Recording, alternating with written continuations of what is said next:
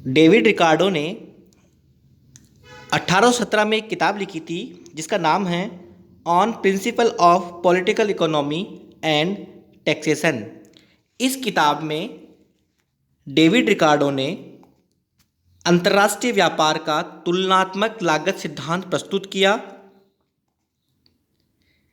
इन्होंने इस सिद्धांत में केवल एडम स्मिथ के व्यापार के सिद्धांत की कमियां ही दूर नहीं की, बल्कि अंतर्राष्ट्रीय व्यापार का एक महत्वपूर्ण सिद्धांत भी प्रतिपादित किया। एडम स्मिथ का यह मानना था कि दो देशों के बीच अंतर्राष्ट्रीय व्यापार तब होता है जब एक देश को एक वस्तु के उत्पादन में और दूसरे देश को दूसरी वस्तु के उत्पादन में निरपेक्ष लाभ प्राप्त हो।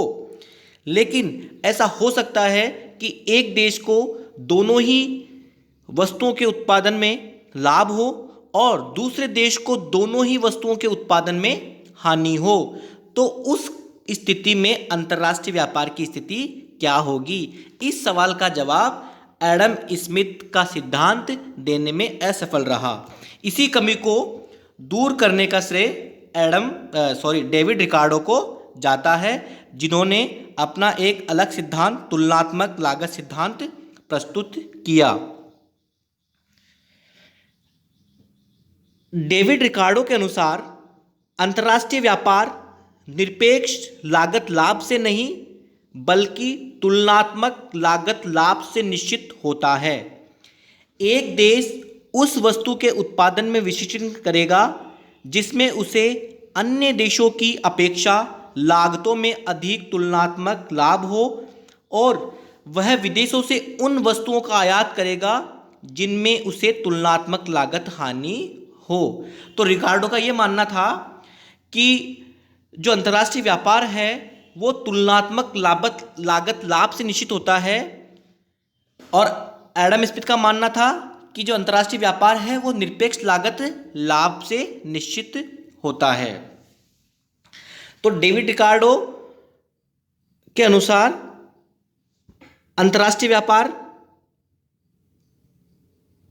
तुलनात्मक लागत लाभ से निश्चित होगा, और एक देश उस वस्तु के उत्पादन में विशिष्टीकरण करेगा जिसमें उसे अन्य देश की अपेक्षा लागतों में अधिक तुलनात्मक लाभ हो। ऐसा हो सकता है कि एक देश को दोनों ही वस्तुओं के उत्पादन में लाभ प्राप्त हो और दूसरे देश को दोनों ही वस्तुओं के उत्पादन में हानि हो, लेकिन एक देश उस वस्तु के उत्पादन में विशिष्टीकरण करेगा जिसमें उसे तुलनात्मक रूप से अधिक लाभ हो, और दूसरा देश उस वस्तु के उत्पादन में विशिष्टीकरण करेगा जिसमें उसे तुलनात्मक रूप से कम लाभ हो। मतलब ऐसा हो सकता है कि दोनों में ही उसको हानि हो रही हो, लेकिन तुलनात्मक रूप से उसे किसमें कम हानि है वह उस वस्तु के उत्पादन में विशिष्टीकरण करेगा। अब हम रिकार्डो के सिद्धांत की मान्यताएं देखेंगे। 2x2x1 मॉडल, इसमें दो देश, दो वस्तु और एक साधन श्रम को लिया गया है। दोनों देश दो समरूप वस्तुओं का उत्पादन करते हैं। तीसरी मान्यता है श्रम की सभी इकाइयां समरूप होती है, मतलब श्रमिक सभी समान रूप से कुशल है। अगली मान्यता है स्वतंत्र व्यापार नीति, अर्थात अहस्तक्षेप की नीति। सरकार का किसी भी प्रकार का कोई हस्तक्षेप अर्थव्यवस्था में नहीं होता। दोनों वस्तुओं की कीमतें श्रम लागत द्वारा निर्धारित होती है। जो वस्तुओं की कीमतों का निर्धारण होता है वो उस वस्तु के उत्पादन में लगा हुआ श्रम उसकी लागत से निर्धारित होता है। उत्पादन पैमाने के स्थिर प्रतिफल या स्थिर लागतों के अंतर्गत किया जाता है। जैसे जैसे अपन कितने भी उत्पादन करें लागतों में कोई परिवर्तन नहीं होता, लागतें स्थिर ही रहती है। अगली मान्यता है दोनों देशों में वस्तु विनिमय प्रणाली के आधार पर व्यापार होता है। इसका मतलब है एक वस्तु का दूसरी वस्तु के साथ में विनिमय, ये वस्तु विनिमय प्रणाली कहलाती है। तो इसमें इन्होंने इसकी मान्यता भी ली है। फिर अगली मान्यता है तकनीकी ज्ञान स्थिर रहता है, तकनीकी में किसी प्रकार का कोई परिवर्तन नहीं होता। अगली मान्यता है श्रम एक देश में गतिशील है जबकि दो देशों के बीच अगतिशील है। इसका मतलब है श्रम जो है एक देश के अंदर तो एक जगह से दूसरी जगह आ जा सकता है, लेकिन देशों के बीच के अंदर वो अगतिशील है, एक जगह से दूसरी जगह नहीं जा सकता। अगली मान्यता है श्रम बाजार में पूर्ण प्रतियोगिता पाई जाती है। और लास्ट है परिवहन लागत की अनुपस्थिति, कि किसी प्रकार की कोई परिवहन लागत नहीं होती। अब हम रिकार्डो के तुलनात्मक लागत सिद्धांत को इस तालिका के द्वारा समझ सकते हैं। इसमें दो देश है, एक ए देश है भारत और बी देश है श्रीलंका। दोनों ही देश दो वस्तुएं, एक गेहूं है और दूसरी कपड़ा है, दोनों वस्तुओं का उत्पादन करते हैं। भारत देश में 1 घंटे श्रम के प्रयोग से गेहूं की 10 इकाइयों का उत्पादन हो रहा है और कपड़े की 10 इकाइयों का उत्पादन हो रहा है। जबकि श्रीलंका में उसी 1 घंटे के श्रम से गेहूं की 4 इकाइयों का उत्पादन हो रहा है और कपड़े की 8 इकाइयों का उत्पादन हो रहा है। अब तालिका को देखने से स्पष्ट हो रहा है कि जो भारत है वो 1 घंटे के श्रम से गेहूं और कपड़े दोनों की श्रीलंका की तुलना में ज़्यादा इकाइयों का उत्पादन कर रहा है, जबकि श्रीलंका उसी 1 घंटे के श्रम से भारत की तुलना में दोनों ही वस्तुओं का कम उत्पादन कर रहा है। तो इस प्रकार स्पष्ट है कि भारत को तो दोनों ही वस्तुओं में लाभ प्राप्त है और श्रीलंका को दोनों में ही हानि प्राप्त है। लेकिन इसमें भारत को गेहूं में जो लाभ है वो 2.5 गुना है और जो कपड़े में है वो 1.25 गुना लाभ प्राप्त है। तो इस प्रकार भारत गेहूं के उत्पादन में विशिष्टीकरण करेगा, क्योंकि उसे लाभ तो दोनों में ही है, गेहूं में भी है कपड़े में भी है, लेकिन ज़्यादा लाभ है उसको गेहूं में, इसलिए वह गेहूं के उत्पादन में विशिष्टीकरण करेगा। और दूसरा देश श्रीलंका है, उसको दोनों ही वस्तुओं में हानि हो रही है, गेहूं में भी हो रही है और कपड़े में भी हो रही है। वह भारत की तुलना में दोनों ही वस्तुओं का कम उत्पादन कर रहा है, लेकिन उसे गेहूं में कपड़े की तुलना में ज़्यादा हानि हो रही है, तो वह कपड़े के उत्पादन में विशिष्टीकरण करेगा। तो इस प्रकार से जो तुलनात्मक लागत सिद्धांत है वो यह बताता है कि एक देश उस वस्तु के उत्पादन में विशिष्टीकरण करता है जिसमें उसे तुलनात्मक रूप से लाभ ज़्यादा हो, और दूसरा देश उस वस्तु के उत्पादन में विशिष्टीकरण करता है जिसमें उसे तुलनात्मक रूप से कम हानि हो। और इस प्रकार से अगर वो दोनों व्यापार करेंगे तो दोनों ही देशों को व्यापार से लाभ प्राप्त होगा। अब तालिका 2 में हम व्यापार से लाभ को समझ सकते हैं। इसमें व्यापार से पहले भारत में गेहूं का उत्पादन जो था वो 10 इकाइयों का हो रहा था और कपड़े का 10 इकाइयों का, जबकि श्रीलंका में गेहूं की 4 इकाइयाँ और कपड़े की 8 इकाइयाँ। इस प्रकार से गेहूं का कुल उत्पादन 14 हो रहा है और कपड़े का 18 हो रहा है। अब जो भारत है उसको दोनों ही वस्तुओं में तुलनात्मक लाभ है और श्रीलंका को दोनों ही वस्तुओं में हानि है, लेकिन भारत को तुलनात्मक रूप से गेहूं के उत्पादन में ज़्यादा लाभ हो रहा है और श्रीलंका को कपड़े में तुलनात्मक रूप से कम हानि है। इसलिए भारत गेहूं के उत्पादन में विशिष्टीकरण करेगा और श्रीलंका कपड़े के उत्पादन में विशिष्टीकरण करेगा। विशिष्टीकरण करने के बाद भारत गेहूं की 20 इकाइयों का उत्पादन कर रहा है और श्रीलंका कपड़े में विशिष्टीकरण के बाद 16 इकाइयों का उत्पादन कर रहा है। तो व्यापार से लाभ भारत को गेहूं में 10 इकाइयों का हो रहा है और कपड़े में उसको हानि 10 इकाइयों की हो रही है। जहां कपड़ा पहले वो 10 इकाइयों का उत्पादन कर रहा था, लेकिन उसने अपने साधन हटा के गेहूं में लगा दिए हैं, इसलिए गेहूं का उत्पादन बढ़ के 20 हो गया है, कपड़े का उसने 0 उत्पादन कर रहा है।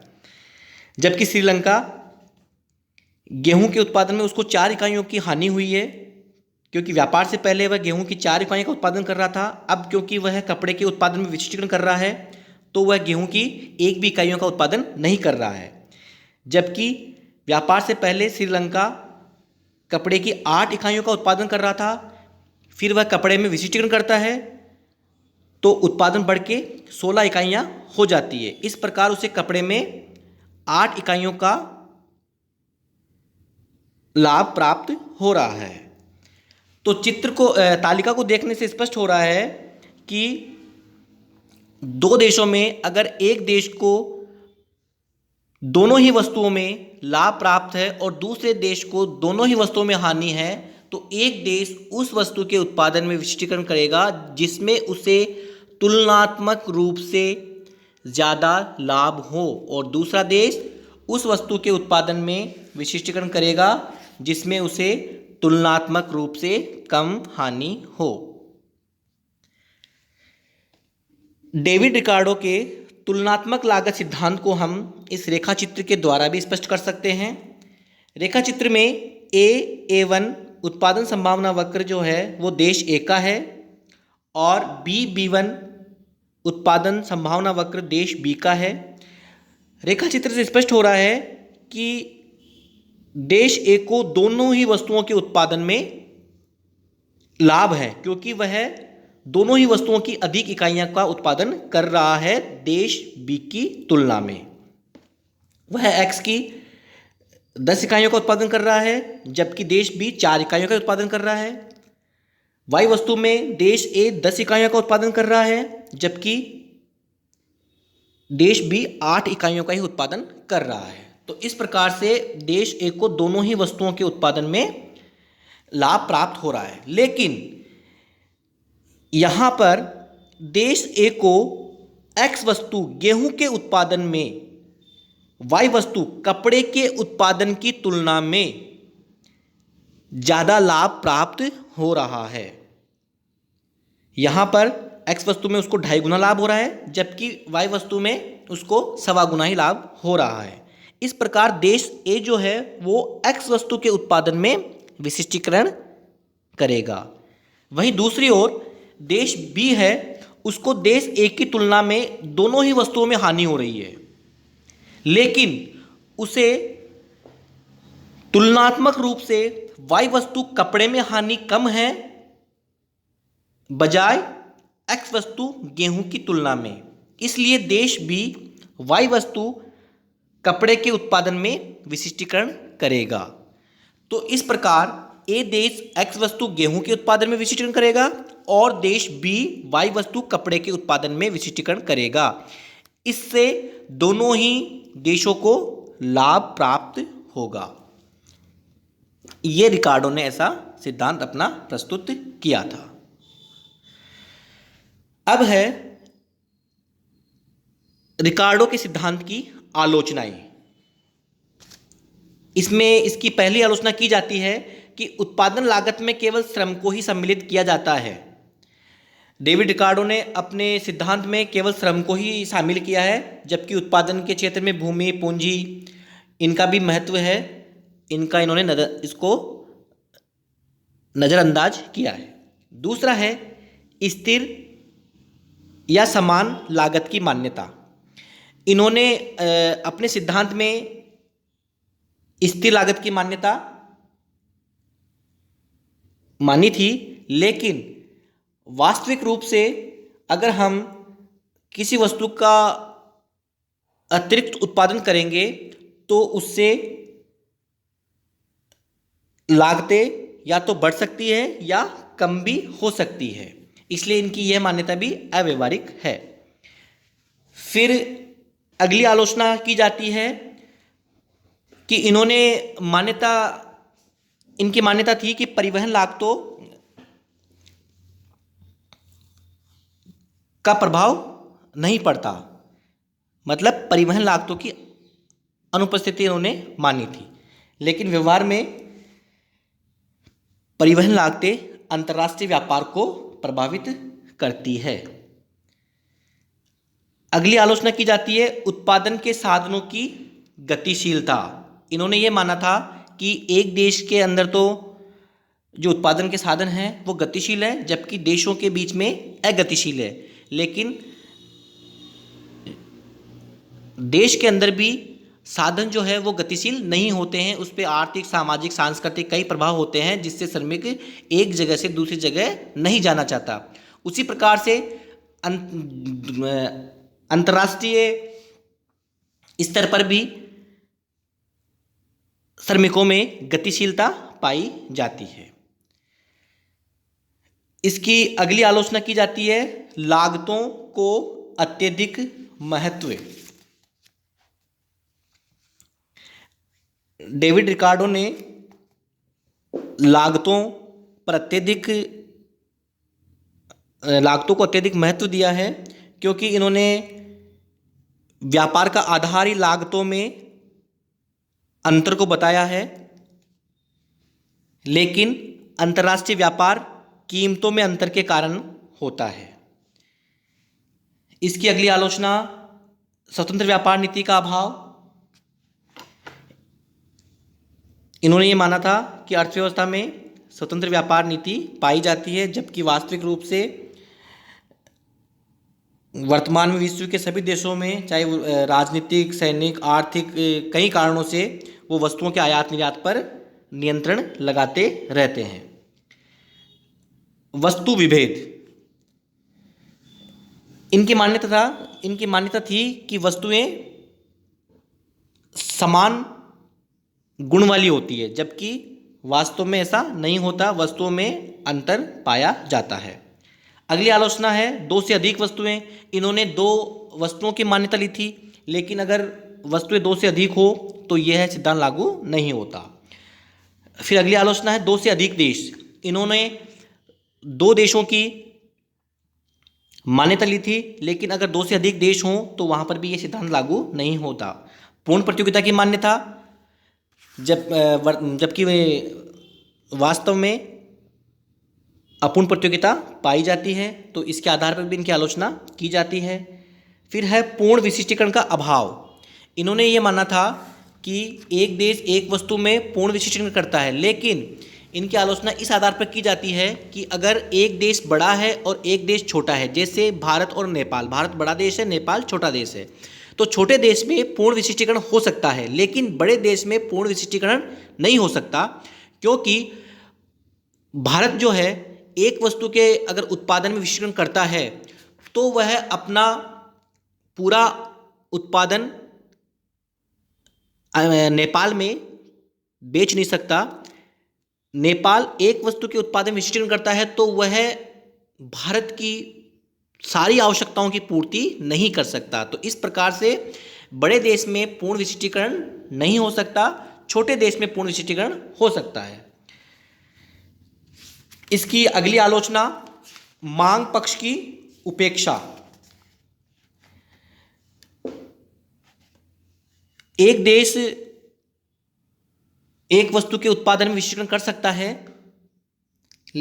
लेकिन अगर वहां पर मांग ज्यादा है तो उसे उस वस्तु का आयात करना पड़ सकता है। तो इन्होंने मांग पक्ष की उपेक्षा की, इन्होंने पूर्ति पक्ष पे बल दिया। अगली आलोचना है कम विकसित देशों से संबंध नहीं।